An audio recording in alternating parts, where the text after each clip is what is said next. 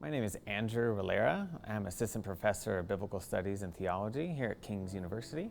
Right now I'm currently finishing up a book called Lamb of the Free. And basically what I'm working on is trying to do a lot of unlearning. There's two different types, broadly speaking, of sacrifices in the Old Testament.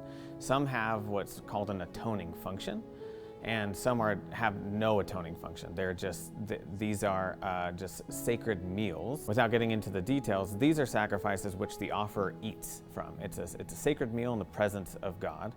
The other sacrifices, the atoning ones, what those sacrifices are doing is purging some sort of pollution on the tabernacle or on the temple. And so when we keep these categories distinct, we realize, coming to the New Testament, that more often than not, when New Testament authors are using sacrificial metaphors to reveal or understand, get at one of the significances of Jesus' death, they're actually pulling from these non-atoning sacrifices, the sacrifices in which we eat. Another misunderstanding many Christians have about Jesus' death is based on a misunderstanding they have about sacrifice in general, which is that sacrifice is seen as a substitutionary death. So this bull or this goat, this lamb has to die instead of me.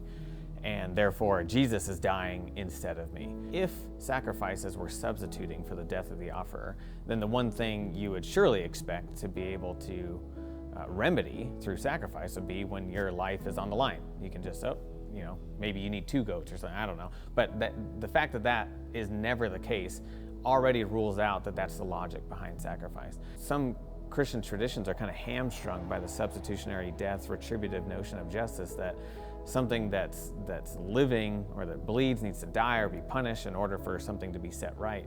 And they impose that onto the sacrificial system and then onto Jesus' death and build a whole theology of salvation and atonement.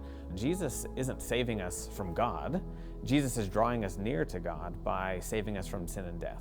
One of the images I used to teach this to my children happened by accident.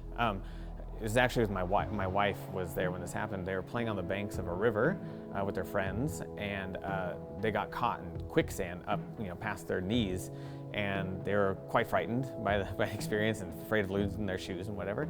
And my wife had to go in there to get them out. She had to enter into their condition of muddiness and all that, but she had sufficient power, right, to enter into that and then rescue them out of it.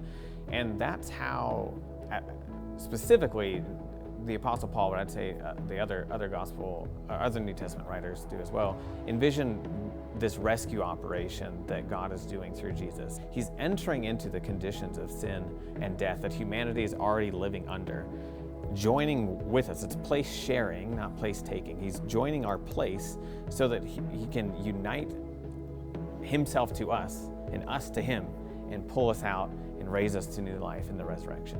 Is a similar reaction across the students, which is basically a sigh of relief, especially for those students who have grown up accustomed to relating to God as something of an angry figure, father figure, tyrant, whatever, that we need to be saved from.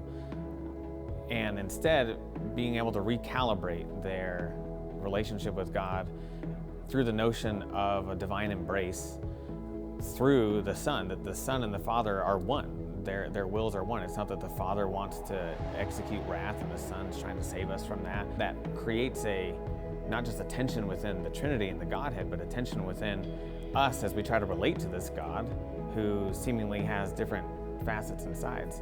God's judgment of sin, God's no to sin, so to speak, is aimed at our reconciliation of pulling away and stripping away everything that hinders our reconciliation and union with God. Is just such a joy to relate to and worship and embrace a God who has embraced us already in Christ.